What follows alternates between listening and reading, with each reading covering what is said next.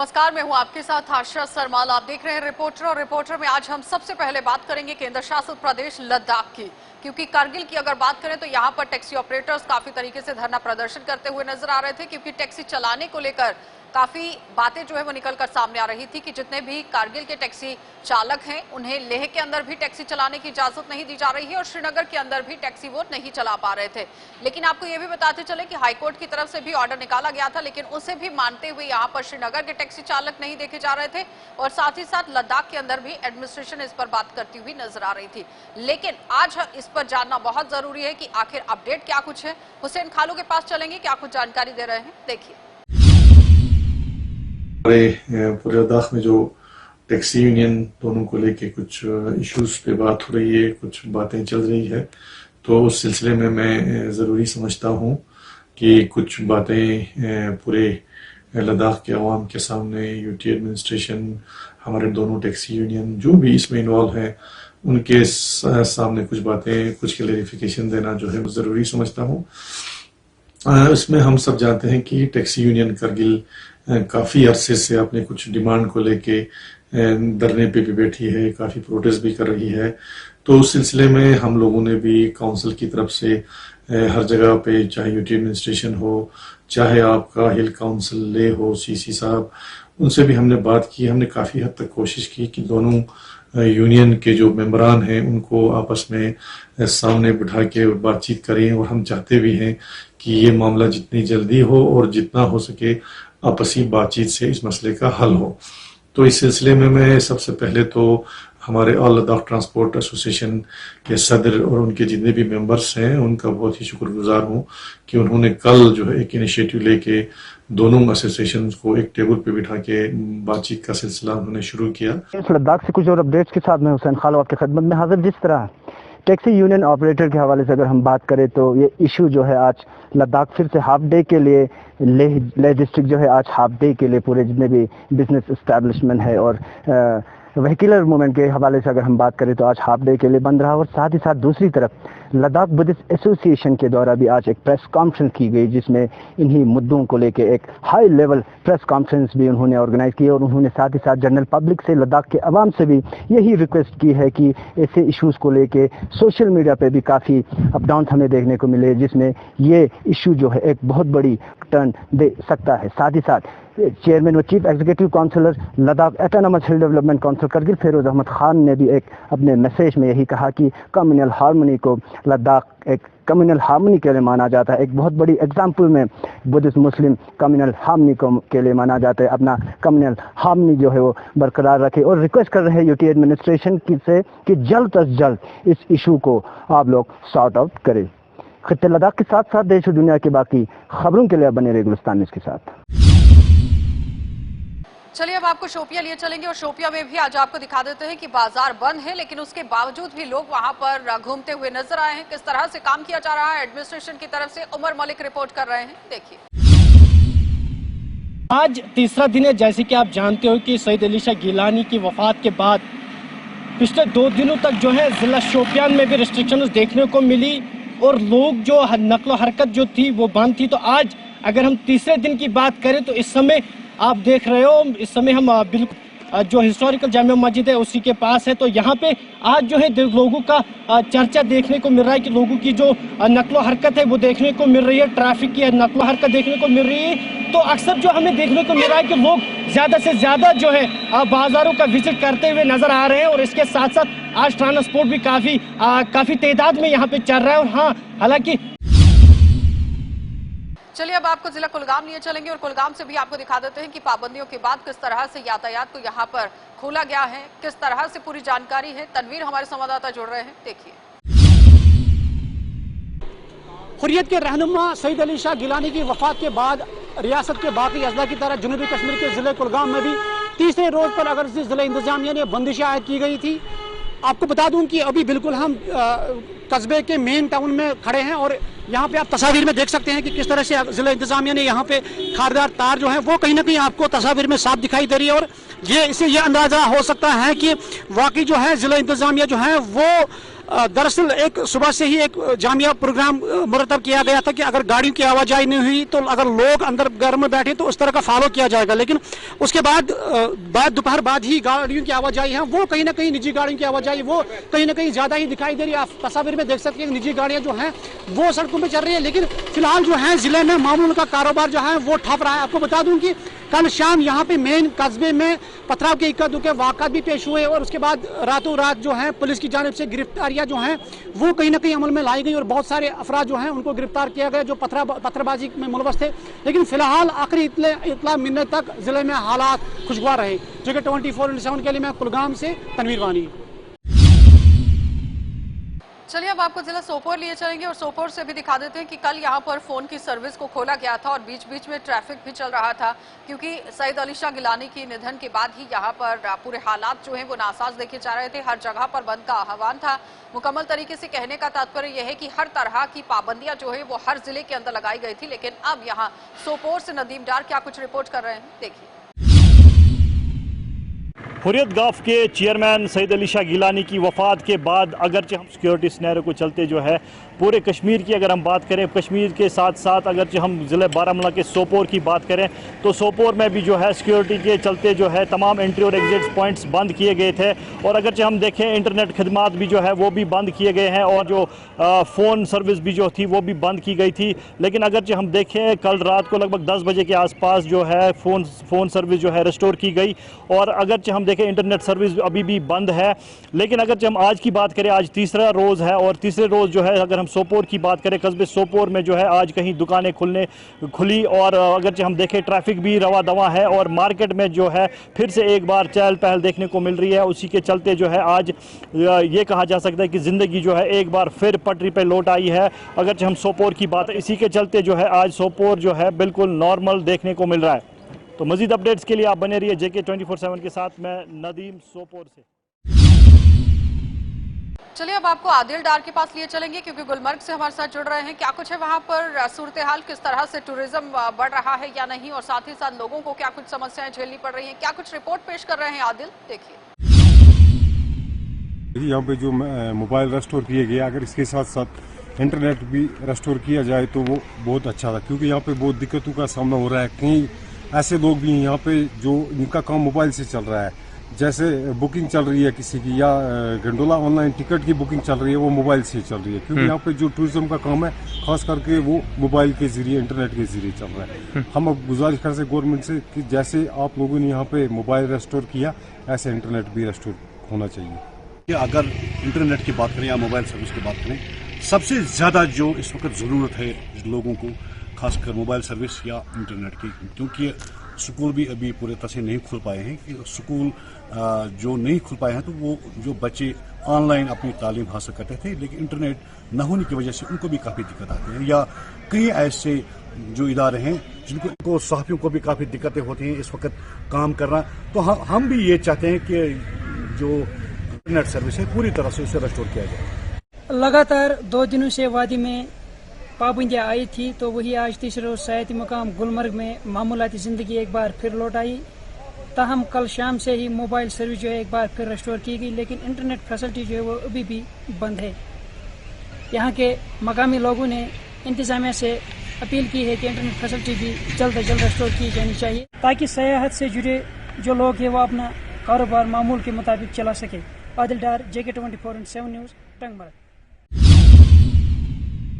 चलिए अब आपको जिला पुलवामा लिए चलेंगे और मुजामिल हमारे संवाददाता हमारे साथ पुलवामा से जुड़ रहे हैं, क्या कुछ अपडेट कर रहे हैं, देखिए। हम अभी पुलवामा टाउन में मौजूद है और आप देख रहे हैं कि पुलवामा टाउन में रिस्ट्रिक्शंस लगाई गई है। जो एग्जिट पॉइंट्स है उन पे रोका जाता है और प्राइवेट गाड़ियों का चलता हुआ आप देख रहे हैं कि प्राइवेट गाड़ियाँ चल रही है, लेकिन इक्का दुक्का गाड़ियाँ चल रही है, उनको बिल्कुल चेक करके छोड़ा जा रहा है और बिल्कुल अभी तारें बिछाई गई है और रिस्ट्रिक्शंस पूरी लगाई गई है। मुजामिल JK 24 के लिए पुलवामा। उसके साथ ही अब आपको लिए चलेंगे जिला डोडा और डोडा से भी दिखा देते हैं कि वसीम गट्टू ग्राउंड जीरो पर पहुंचे हुए थे, किस तरह से हालात हैं वहां पर, जानकारी दे रहे हैं, देखिए। इस वक्त हम ओल्ड बस स्टैंड में मौजूद हैं, जहां पे ऑटो स्टैंड है और ऑटो स्टैंड की हालत हम दिखाना चाहेंगे आपको किस तरह की हालत है। ये आप देख सकते हैं खड्डे कितने ज़्यादा हैं और साथ ही साथ पानी आप देख सकते हैं, पानी का तालाब यहाँ पे बन चुका है और कई सारी जगहों पे आप देखेंगे इसी तरह की कंडीशन बनी हुई है। कुछ लोगों से भी बातचीत करते हैं जो ऑटो स्टैंड पे यहाँ पे मौजूद हैं, जो ऑटो ड्राइवर हैं, इनसे बातचीत करते हैं किस तरह की दिक्कत इनको यहाँ पे झेलनी पड़ रही है। आपका नाम जानना चाहूँगा। जी, मेरा नाम जाकिर हुसैन है। जाकिर जी, किस तरह की दिक्कत यहाँ पे आ रही है आपको? यहाँ पे आपने देखा ही होगा कि यहाँ तालाब बने हुए हैं, पानी ये रोज़ का यही रूटीन है हमारी। यहाँ आते हैं, गाड़ियाँ लगाते हैं, और जब भी कोई हमारे पास कोई कस्टमर वगैरह आते हैं तो उनको भी बहुत दिक्कत होती है। कोई पेशेंट वगैरह होते हैं, उनके भी कपड़े भर जाते हैं, गाड़ियाँ वगैरह को आप टैक्स वगैरह देते हैं क्या? उनको कभी बताया नहीं कि इस तरह की दिक्कत हमें यहाँ आ रही है? बहुत बार बताया सर, लेकिन आज तक हमारे इस बात पे किसी ने गौर नहीं किया। बड़ी बार हमने बताया कि यहाँ पे जो है पानी की दिक्कत हमें बहुत ज़्यादा हो रही है, इसका कुछ हल निकालो, लेकिन किसी ने इस पर गौर नहीं किया। तो पैसेंजरों को किस तरह की परेशानी यहाँ पे झेलनी पड़ती है? जब भी आते हैं सर यहाँ पानी की दिक्कत की वजह से वो हमारे पास पहले तो आते ही नहीं, जब अगर कोई आ भी गया तो कपड़े ख़राब हो जाते हैं।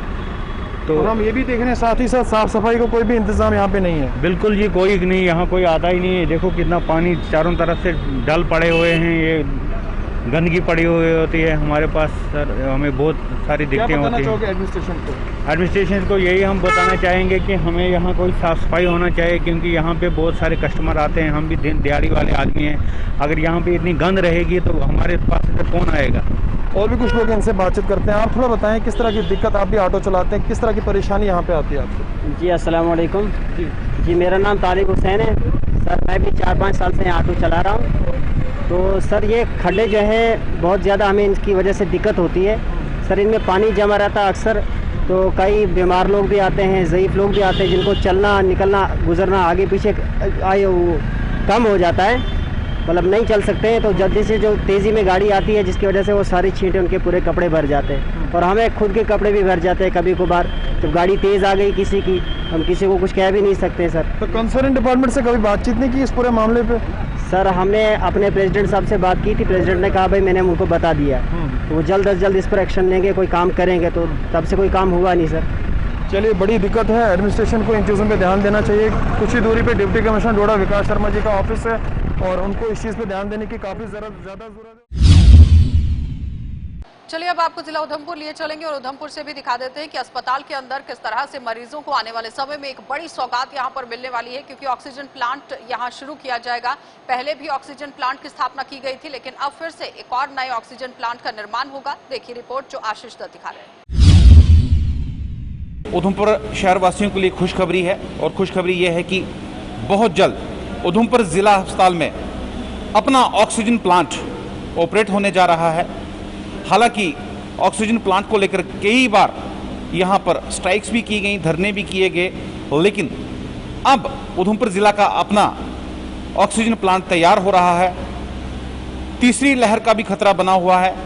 जिस तरह से पहली और दूसरी लहर में हमने देखा कि काफ़ी ज़्यादा ऑक्सीजन की लोगों को समस्याएं आई थी, और ऑक्सीजन को लेकर कई लोगों की, मैं उधमपुर की बात नहीं करूंगा, कई जगह पर परेशानियां आई, लोगों की मौत भी हुई, लेकिन सरकार ने इस पर गंभीरता दिखाई। और आज उधमपुर के अगर जिला की बात करूं, यहां पर अपना ऑक्सीजन प्लांट बिल्कुल तैयार होने जा रहा है। कुछ ही दिनों में उधमपुर वासियों को इसकी सौगात मिलने वाली है। देखिए, युद्ध स्तर पर यहां पर ऑक्सीजन प्लांट का कार्य चल रहा है। मैकेनिक्स यहां पर हैं, देखिए यहां पर फिटिंग पूरी की जा रही है, और कुछ ही दिनों में उधमपुर जिला को अपना ऑक्सीजन प्लांट मिलने जा रहा है। ये एक काफ़ी सराहनीय कदम यूटी प्रशासन की तरफ से लिया गया है। हालांकि हर डिस्ट्रिक्ट हॉस्पिटल में अपना जो ऑक्सीजन प्लांट बनाया जा रहा है, ये एक यूटी प्रशासन की तरफ से अच्छा फैसला है। हालांकि यूटी प्रशासन की तरफ से एक और भी फैसला लिया गया था कि जिन हॉस्पिटल की कैपेसिटी 50 बेड से ज़्यादा है, उन्हें अपना ऑक्सीजन का इंतज़ाम करना होगा, चाहे वो गवर्नमेंट हो या प्राइवेट हो। ये एक अच्छा सराहनीय कदम यूटी प्रशासन की तरफ से लिया गया है। मैं अपने कैमरामैन सहयोगी कहूँगा कि यहाँ पे देखिए पीएम केयर फंड और साथ में जम्मू कश्मीर मेडिकल जो अथॉरिटीज़ हैं उनकी तरफ से, दोनों की कोलैबोरेशन से ये प्लांट यहाँ पर लगाया जा रहा है। और कुछ ही दिनों में ये सौगात उधमपुर के लोगों को मिलने वाली है, क्योंकि उधमपुर की अगर बात करें, एक ही प्लांट पर उधमपुर जिला अस्पताल निर्भर था। वो बटलवाली में एक प्राइवेट प्लांट लगाया गया था, वहीं से सारी ऑक्सीजन यहाँ पर आती थी। लेकिन अब ऑक्सीजन की कमी नहीं पड़ेगी। तीसरी लहर का जिस तरह खतरा बना हुआ है, हम तो यही चाहते हैं कि किसी को भी ऑक्सीजन की ज़रूरत ना पड़े, लेकिन सरकार ने ये तैयारियां कर रखी हुई हैं ताकि लोगों को परेशानियां ना आए। उधमपुर जिला अस्पताल के सुपरिटेंडेंट डॉक्टर विजय रैना हमारे साथ मौजूद हैं। इनसे सारी बात करेंगे और जानेंगे कि किस तरह से ये ऑपरेशन होगा, कितनी कैपेसिटी यहाँ रहेगी, हर चीज़ की जानकारी हम डॉक्टर रैना से लेंगे। सर, सबसे बड़ी बात है कि आप भी बधाई के पात्र हैं, उधमपुर के जितने भी लोग हैं सब बधाई के पात्र हैं कि अपना ऑक्सीजन प्लांट जो है अब उधमपुर वासियों को मिलने जा रहा है। सर, कितनी कैपेसिटी इसकी रहेगी और कब तक ये तैयार होकर जो है जनता को समर्पित कर दिया जाएगा? नमस्कार। वाकई ये बटन लग गया है, तो इसमें देखा जाए तो हमारे पास 200 बेड्स जो फंक्शनल बेड्स हॉस्पिटल में है 200 बेड्स का, तो उस हिसाब से ये बहुत बड़ा प्लांट है। ये 4000 लीटर का हमारे पास है, जिसमें 1000 लीटर पीएम केयर का है और 3000 लीटर जो है हमारे हेल्थ एंड मेडिकल एजुकेशन ने जो लगवाया, जो अपने यूटी ने लगवाया। सो ये 4000 लीटर बहुत होता है, तकरीबन 500 बेडों को ये कवर कर सकता है 24 आवर्स अगर हम ऑक्सीजन की बात करें तो। फिलहाल हम कोविड से अभी मोबाइल से जूझ रहे हैं, तो कोविड में अगर किसी तरह थर्ड वेव आ गई तो उसके लिए एटलीस्ट हम लोग ऑक्सीजन की प्रॉब्लम नहीं आएगी। पहले क्या होता था, पहले हम लोग सिलेंडर के ज़रिए से हम ऑक्सीजन पहुंचाते थे, तो सिलेंडर्स बड़े बड़े सिलेंडर्स फिलअप कराना, अगर कहीं कहीं ख़राब हो जाता था, मशीन ख़राब हो जाती थी, हमें बहुत दिक्कत आती थी, लोग बेचारे बड़े तरसते थे ऑक्सीजन के कारण। अब वो स्थिति नहीं आनी चाहिए। चलिए अब आपको जम्मू लिए चलेंगे और जम्मू से भी हमारे संवाददाता अनिल हमारे साथ जुड़ रहे हैं, क्योंकि अनिल मुकम्मल तरीके से ग्राउंड पर हैं और एक शख्स यहाँ सिलीगुड़ी से जम्मू कश्मीर तक पहुंचा है। किस तरह से पहुंचा है, क्या कवायद उसने शुरू की है, देखिए। भारत देश की बात की जाए तो भारत देश के अंदर जो है लगातार क्लाइमेट को लेकर जो है काफ़ी ज़्यादा जो है वो चिंता बनती हुई नज़र आ रही है। ग्लोबल वार्मिंग की बात करें तो आप इस समय देख रहे हैं तो क्लाइमेट में काफ़ी ज़्यादा कहीं ना कहीं हालत जो है वो दिन बर दिन जो है बदतर होती हुई नज़र आ रही है। अगर हम बात करें तो बारिश की, तो बारिश हद से ज़्यादा बारिश देखने को मिलती है। अगर गर्मी देखो तो हद से ज़्यादा गर्मी देखने को मिलती है। और बर्फ़बारी की बात की जाए तो बर्फ़बारी जब होती है तो हद से ज़्यादा कहीं ना कहीं इस बार देखने को मिल रही है, क्योंकि क्लाइमेट में काफ़ी ज़्यादा चेंजिंग देखने को मिला है। और आज एक मुलाकात करवाऊंगा मैं, और मुलाकात से सबसे पहले सिलीगुड़ी से ये आए हैं, इनसे मुलाकात करवाऊंगा जिनके नाम में ही विश्वास है। और उनका विश्वास आप देख सकते हैं कि 1 मार्च को सिलीगुड़ी से निकले थे वेस्ट बंगाल से, और अब ये कश्मीर गए थे, कश्मीर से रुक कर फिर कन्याकुमारी की तरफ ये अपना रुख करते हुए नज़र आ रहे हैं। मैं इन्हीं से जुड़ूंगा, इनका सफ़र कैसा रहा और इनके माइंड में पूरी स्ट्रेटेजी किस तरह से रही। सर, सबसे पहले तो आपका स्वागत है जम्मू के मंदिरों की धरती में। बहुत बहुत शुक्रिया। मुझे विश्वास जी मुझे बताएं कि आप कितने समय से आप ये पूरा 1 मार्च से आप निकले हैं, तो किस तरह का सफ़र रहा, कितनी स्ट्रगल रही और क्या आप एक मोटो लेके चले हैं? जी, स्ट्रगल थोड़ा बहुत था, ऐसा नहीं कि नहीं था, हल्का फुल्का स्ट्रगल तो था ही। और मोटो मेरा ये है कि मैं ग्लोबल वार्मिंग के खिलाफ एक मैसेज फैला सकूं, लोगों को पर्यावरण के लिए थोड़ा जागरूक कर सकूं, ताकि लोग ज़्यादा से ज़्यादा प्लांटेशन करें और ग्लोबल वार्मिंग के खिलाफ लड़े। मेरा यही एक मोटो है। और बाकी मैं पूरा का पूरा इंडिया घूमना चाहता हूँ साइकिल से ही, और मैसेज फैलाना चाहता हूँ इसी ग्लोबल वार्मिंग के खिलाफ। क्या आपको विश्वास था कि मैं ये साइकिल लेकर कश्मीर तक पहुँच पाऊँगा, फिर कन्याकुमारी? क्या उम्मीद थी कि आप जिस तरह से आप हर एक सफ़र को कैरी कर रहे हैं और सफ़र को कवर करते हुए आ रहे हैं, तो किस तरह की आपको चीज़ें देखने को मिली, क्या एडवेंचर देखने को मिला और क्या कुछ आपको बदलता हुआ देखने को मिल रहा है? अगर जम्मू कश्मीर की बात करें तो पूरे आप भारत घूमते हुए आ रहे हैं, तो क्या कुछ आपको अलग चेंज देखने को मिला है? जी देखिए, सबसे पहले तो ये कहूँगा कि मैं जब घर से निकला था तो मैं 100 डेज़ के लिए निकला था, क्योंकि मेरा जर्नी का बजट 100 डेज़ का ही मेरे पास एडजस्ट हुआ था, तो मैं 100 डेज़ के लिए निकला था। और उसके बाद जो लोगों का सपोर्ट मिलता रहा तो मेरा जर्नी लंबा होता जा रहा है। तो ये बहुत अच्छी बात है। और चेंजेस देखने को मिल रहा है, अलग अलग जगहों में अलग अलग तरीके लोग मिलते हैं, जो उनकी भाषा बोली और अलग अलग जगह में उधर अलग हो जाता है, चेंज हो जाता है। और कहीं कहीं पे ऐसा देखने को मिल जाता है कि ग्लोबल वार्मिंग के चपेट जो है, छाप जो है वो क्लियर पता चलता है लोगों से बात करने में ना। तो लोग बताते हैं कि क्या तो अगले 15 से 20 साल में अगर के अंदर लद्दाख के काफ़ी सारे गांव उजड़ जाएंगे पानी की किल्लत की वजह से। और साथ में एडवेंचर तो अच्छा रहा, लद्दाख के बड़े बड़े पासेस में मज़ा आया, दिक्कत भी हुई ऑक्सीजन का। और साथ में मैं एक बात बताना चाहूँगा कि यंग जनरेशन जो है जम्मू कश्मीर, लद्दाख, हिमाचल, अरुणाचल, उत्तराखंड, ये सब जगहों में लोग ड्रग्स की कंजम्पशन बहुत ज़्यादा कर रहे हैं। तो युवा पीढ़ी इस ड्रग्स के नशे से दूर रहे। अगस्त का महीना ख़त्म हो चुका है, सितंबर शुरू हुआ है और आप देख सकते हैं कि पूरी मेहनत कर रहे हैं और पूरे भारत के अंदर जो है संदेश पहुंचाने की कोशिश कर रहे हैं कि आप भी प्रिजर्व करें, क्योंकि आने वाला समय जो है काफ़ी मुश्किल समय हो सकता है। मैं उम्मीद करूंगा कि जिस तरह से विश्वास जी ने विश्वास रखा है तो उसी पर कायम है, उसी पे अटल है। आप भी इस विश्वास को कायम रखें और विश्वास जी की बात को ज़रूर मानें। तब तक के लिए आप बने रहे JK 24/7 के लिए। कैमरा पर्सन दीपक कुमार के साथ, धन्यवाद। चलिए अब आपको हंदवाड़ा लिए चलेंगे। तारिक राठौर हमारे संवाददाता हमारे साथ जुड़ रहे हैं, क्योंकि देर रात को ही एक आगजनी की घटना यहां पर पेश आई थी, जहां पर लाखों का नुकसान हुआ है। भारतीय सेना ने पूरा काम यहां पर किया है, मदद करने की कोशिश की गई। किस तरह से अपडेट कर रहे हैं तारिक, देखिए। बहुत नुकसान हुआ इन लोगों का। बेरोजगार लोग हैं, अपने रोजगार कमाने के लिए यहाँ आए, इन बेचारों का बहुत नुकसान हुआ।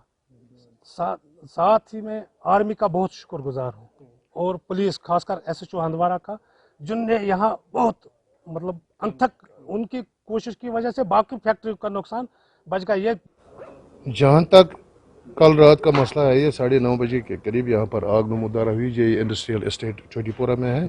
यहाँ पर दो फैक्ट्री जो है ये जल कर राख हो गए। उनका रॉ मटेरियल जो है वो सारा का सारा ख़त्म हो चुका है। तो इसका अंदाज़ा हम लगा रहे हैं। आप इस वक्त देख रहे हैं कि यहाँ पर हम अपनी टीम के साथ, रेवेन्यू टीम के साथ यहाँ पर आ गए और यहाँ पर उसका नुकसान लगा रहे हैं। इस वक्त ठीक हम उसी जगह पर मौजूद है जहां गुज़श्ता रात करीब 12 बजे के करीब यहाँ एक आग नमूदार हुई। इस आतिशबाजी में जो है आप देख सकते हैं मेरे पीछे जो यहाँ जो छोटीपुरा इलाका है, जो एक इंडस्ट्री है, यहाँ जो 2 फैक्ट्री में आग लगी है। एक तो साबी फैक्ट्री बताई जा रही है और दूसरी जो है मिर्च की फैक्ट्री। आप देख सकते हैं पीछे जो है मेरे मिर्च के ये अंबार है। आप देख सकते हैं कितना कुछ नुकसान हुआ है। ये आप इस विजुअल्स में देख सकते हैं। पूरी जो ये फैक्ट्री जो है पूरी तौर जो है नजर आतिश हो गई है, तबाह हो गई है। इसमें बताया जा रहा है कि लाखों का जो है नुकसान हुआ है। ये भी बात बताना चाहूँगा कि जो इस फैक्ट्री का जो मालिक है वो उस समय यहाँ पर मौजूद नहीं है, क्योंकि उसके घर में जो है कुछ शादी का मसला था। वो शादी के सिलसिले में यहाँ से गया था। ना कोई यहाँ पर उस टाइम ना कोई चौकीदार था, ना कोई जिम्मेदार था जो उस वक्त इसमें कुछ बचाने की कोशिश करा। लेकिन एक बात यहाँ देखने को मिली है कि उस वक्त जो है यहाँ की जो फौज है, इंडियन आर्मी है, उसने यहाँ पर आकर जो है इस आग को बुझाने में काफ़ी मदद की है। फौज के जरिए से इस फैक्ट्री पर जो है आग पर काबू पाया गया है। उस टाइम अगर देखा जाए इसके सामने थोड़ी इस तरफ अगर देखा जाए, ये जो देख रहे हैं आप टायर की फैक्ट्री है, अगर उसमें आग चली जाती तो शायद ये आग रुकने का नाम नहीं लेता। आप देख सकते हैं ये कितना कुछ नुकसान हुआ है। इसको बताया जा रहा है लाखों करोड़ों का नुकसान हुआ। पीछे इस बिल्डिंग के पीछे ही एक साबुन फैक्ट्री है, उसमें भी आग लगी है, उसमें भी काफी नुकसान हुआ। फिलहाल आग की वजूहत जो है, किस तरह की आग जो यहाँ लगी है, आग कैसे नमूदार होगी, फिलहाल जो ये आप देख सकते हैं इस वक्त ये अभी भी इसको ये साफ कर रहे हैं। ये देख रहे हैं आप बड़े बड़े अंबार है। ये मिर्च की फैक्ट्री थी, तो इसमें कितना कुछ नुकसान हुआ ये आप बिल्कुल इस विजुअल्स में देख सकते हैं। फिलहाल आप देखते रहिए JK 24/7 न्यूज़, तारिक राठौर, हंदवाड़ा। चलिए अब आपको बड़गाम लिए चलेंगे और बड़गाम से जहूर हुसैन हमारे संवाददाता हमारे साथ जुड़ रहे हैं, क्योंकि ट्रेन पिछले 3 दिनों से बंद है। लोगों को काफी परेशानियां यहाँ झेलनी पड़ रही हैं। किस तरह से अब सूरत हाल है, देखिए। वादी की वाहिद रेलवे खदमात आज तीसरे रोज भी बंद रही। हालांकि लोगों को काफ़ी परेशानियों का सामना करना पड़ा। कल ही मोबाइल सर्विस हुकाम की तरफ से चालू की गई थी, ताहाल इंटरनेट मोबाइल अभी बंद है और रेलवे हुकाम का यही कहना है कि शाम तक रिव्यू मीटिंग होने के बाद ही फैसला लिया जाएगा कि रेल कब से शुरू की जाएगी। बड़गाम रेलवे स्टेशन से JK 24/7 के लिए मैं जहूर हुसैन।